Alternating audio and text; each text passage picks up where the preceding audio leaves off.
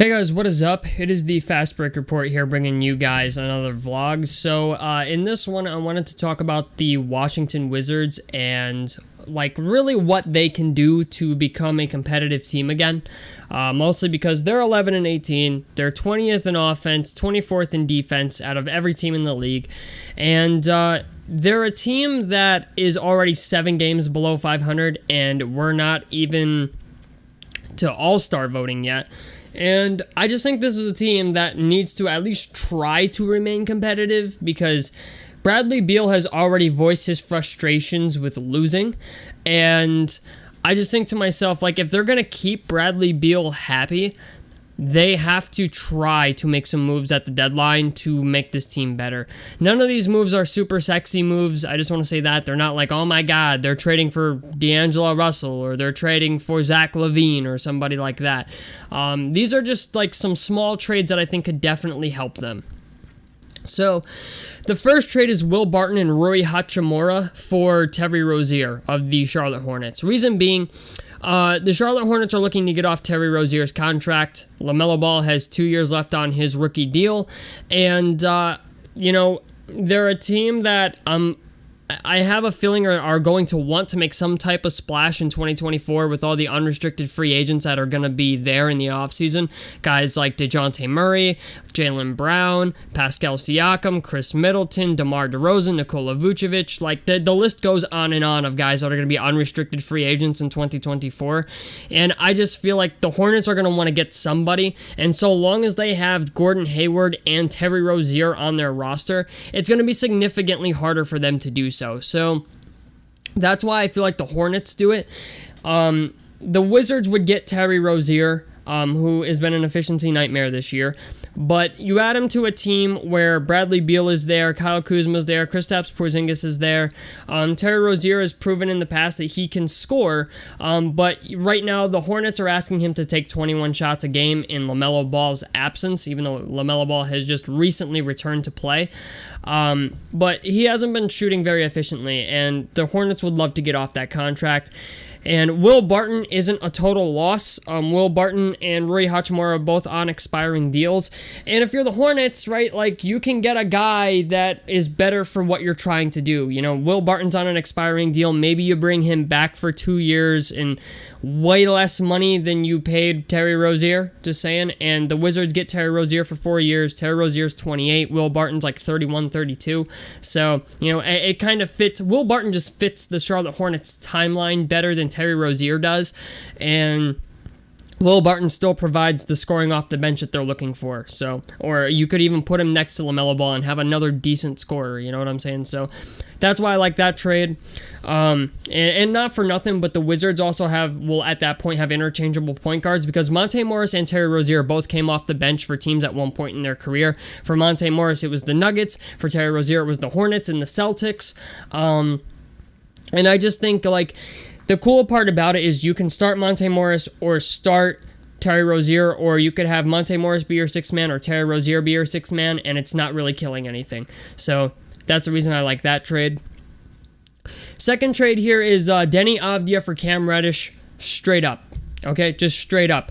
Denny Avdia is probably going to be the best offer the Knicks get on Cam Reddish, considering they're only asking a 2nd-round pick and a player with a similar contract, on a rookie deal for Cam Reddish. And I just think we know the Knicks love their foreign players. Okay, they were very, very highly linked to Denny Avdia in the draft. During the 2020 draft, if Obi Toppin was not there at number 8, they were going to take Denny Avdia with that pick, which, obviously, because the Knicks had pick 8, I think, or no, the Knicks, I forgot what pick the Knicks had, but, if Obi Toppin wasn't there, they were taking Denny Avdia. They were very, very, they were rumored to be the team to take Denny Avdia. So, and plus the idea that Denny Avdia is more of a playmaker than Cam Reddish. He's a better defender. Cam Reddish is more of an offensive guy. Denny Avdia is shooting fucking abysmal from the floor this year, 40% from the field, 27% from 3. I just feel like he needs a change of scenery, and the Knicks are looking to push Cam Reddish out the fucking door. And I just feel like if you're the Wizards, adding Cam Reddish to your roster could be a really nice move. And the reason I say that is because you have Johnny Davis, who you haven't even fucking played yet, really. But I feel like adding Cam Reddish to your team provides some scoring off the bench, or maybe you start him. I don't know. But we saw what Cam Reddish was capable of with the Atlanta Hawks in his final days there, like up until he was traded. Like, you know, he came in for DeAndre Hunter and balled out a little bit. You know what I'm saying? So I just feel like Cam Reddish is one of those guys that just needs to go to a place where he's going to get opportunity, and I feel like the Wizards will give that to him. And I think it would be great for both players, Denny Avdia and Cam Reddish, because it's like, you know, the Knicks love their foreign guys, and the Wizards need a guy who's actually going to put the ball in the fucking basket, and Cam Reddish can do that. So that's why I like that trade.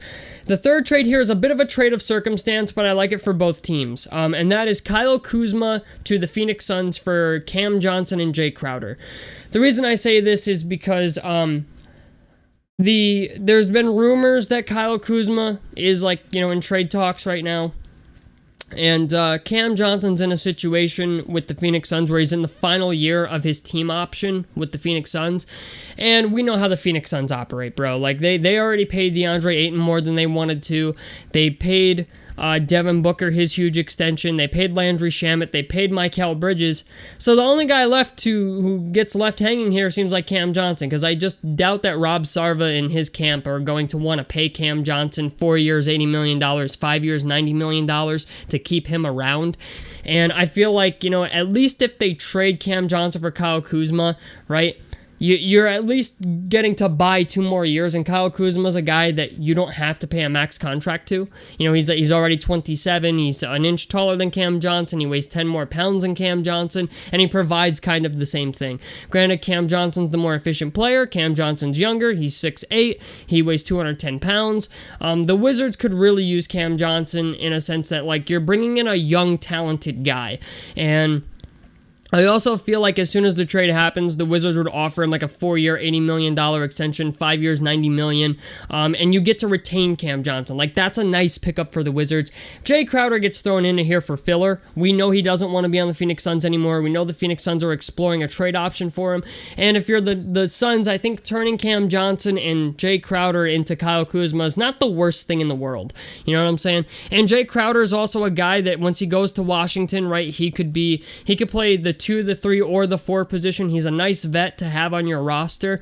I don't know if he's going to be the same player that he once was, but, you know, he's still a solid player, and, you know, you're adding more depth to the Wizards roster that you otherwise normally wouldn't have. And I think as well, like, I feel like the Phoenix Suns do this just to, you know, prevent themselves from paying Cam Johnson an ass ton of money and to get Jay Crowder off their roster, you know, and I believe Kyle Kuzma is making like $13 million this year, so, or yeah, in that ballpark. I could be wrong, but Kyle Kuzma is definitely a guy that I could see the Phoenix Suns, like, being interested in if it means they have to give up Cam Johnson and Jay Crowder. Being that, you know, Kyle Kuzma has 2 years left and Cam Johnson only has 1. You know, it buys them some time. Not a lot of time, but it buys them some time. So, anyway, guys, that's it for me. Tell me what you guys think about this down below in the comment section below. I'd love to hear your guys' opinions on this. I like helps me out. Subscribe if you guys want to see more. I'm the Fast Break Report, and I'm out of this motherfucker. Peace, guys.